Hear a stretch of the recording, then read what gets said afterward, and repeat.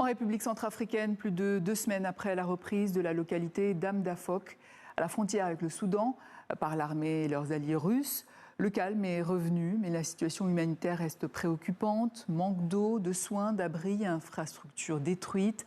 Les autorités locales se disent à pied d'œuvre pour rétablir la situation. Reportage de notre correspondant Rolf Steve d'Amialeux. La ville d'Amdafok est placée sous haute surveillance militaire depuis 2 semaines. Les forces armées centrafricaines et leurs alliés poursuivent les opérations de ratissage.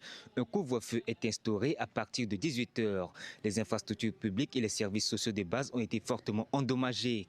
De nombreux habitants tentent désormais de quitter la ville, mais les autorités locales l'assurent, la situation est désormais sous contrôle. La ville est calme, tout bien sécurisé, les activités se passent normalement, donc il n'y a pas d'inquiétude. Au lendemain même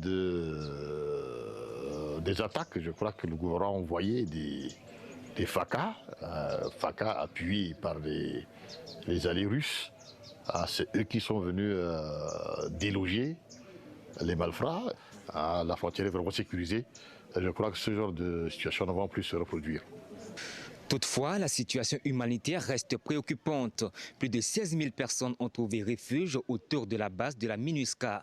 Environ 2 000 autres ont fui vers Birao, situé à une 60aine de kilomètres. Les besoins humanitaires demeurent importants dans la région. Après la crise, il y a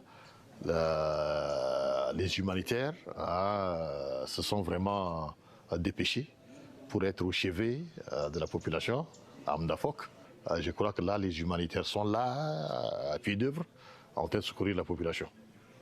La ville d'Amdafok partage une large frontière avec le Soudan. Depuis plusieurs décennies, la porosité de cette frontière favorise la circulation des armes et des groupes armés.